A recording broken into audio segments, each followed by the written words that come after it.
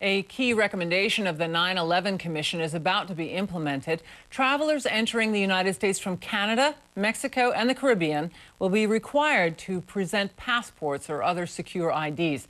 Now, the new rules were adopted to make it more difficult for terrorists to obtain real identity documents. Louise Schiavone reports. It'll take a whole new set of 21st century IDs to get land and sea travelers in and out of the continental U.S. starting next week, a product of the 9/11 Commission. Assuring that people are who they say they are when they come across the border is incredibly important to our national security. For instance, wallet-sized cards with built-in chips and antenna are designed to get frequent travelers across the border by signaling their approach from 30 feet away. It broadcasts a unique number that the Customs and Border Patrol uses to pull your data out of their database, so that when you arrive at the immigration point a few seconds later, all the information is up there and waiting for the official to use as a screening tool.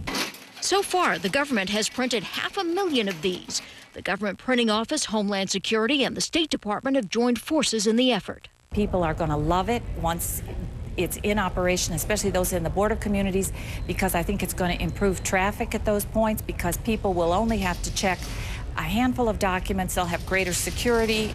Starting Monday, birth certificates and most U.S. driver's licenses will not meet the test at the border for Americans returning by land or sea from Canada, Mexico, or the Caribbean. What does work? A U.S. passport, a passport card, a credit card-sized ID good only for land and sea travel, Trusted Traveler Program cards for those frequently crossing the border, and enhanced driver's licenses currently offered only by Michigan, New York, Vermont, and Washington. It's all detailed at www.getyouhome.gov. U.S. officials tell us that recent border traffic suggests travelers are ready for the tighter security requirements. But even without these preferred documents, all Americans have the right to go home. It's just going to take longer. Louise Schiavone for CNN, Washington. More than 10,000 people have been killed in drug violence in Mexico over the past 2.5 years. And the drug cartels are now linked to crimes in this country.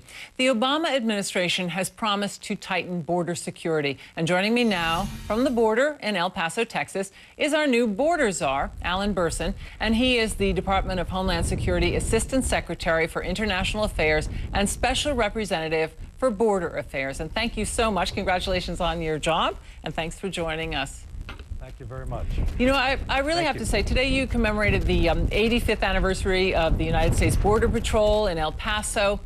To my mind, you have one of the toughest jobs in the country. It's, you know, many people think it's quite a mess. The border is broken. What's your vision for how to fix this?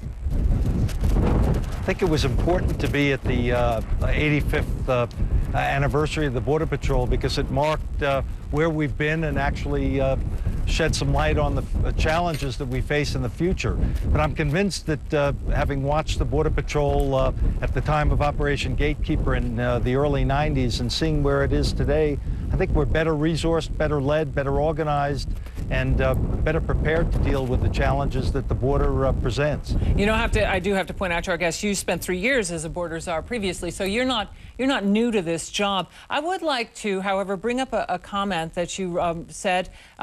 You said the border is not the problem. And you said, and I'll read the quote, "It's better to think of a border as a thermostat for a larger long-term issue that both our countries are dealing with." That's, you know, it's very nice theoretically to think of it that way, but there are really hard, serious issues and actions that have to be taken. How do we stop the violence on the Mexican side of the border? Yeah, I agree with you that the issues that are presented at the border require a very sharp and a very tough enforcement response. The notion of having to interdict illegal drugs and illegal migrants is at the top of the agenda for the Obama administration, and I've been specifically directed to coordinate activities geared to that end by Secretary Napolitano. Having said that, we're dealing with the huge issues of drug consumption in this country and the Mexican organized crime in Mexico, and the lack of a legitimate labor market. Those are the larger issues that I talked about. But that doesn't mean that we don't have huge problems at the border, and the enforcement isn't the answer. Safety and security is the predicate for everything else that will happen here. Well, that makes perfect sense, sir. You know, you bring up the corruption in Mexico, and we recently had 10 mayors arrested, 17 government officials arrested on drug ties. We see massive amounts of corruption in the Mexican government with regard to drug trafficking. How do you begin to get a handle on that? And is that something that you can actually do something about?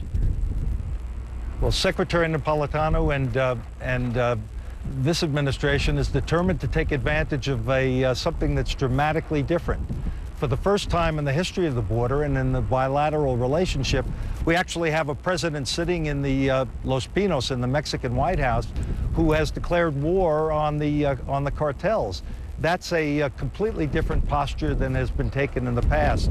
At the same time, what we see in terms of the Obama administration working with the Calderon administration, we see the kind of opportunities for cooperation, cooperative law enforcement that simply never existed before. That doesn't mean that we don't recognize and acknowledge, and in fact the Mexican government talks very candidly about the problems of corruption, the problems of a unreliable judiciary.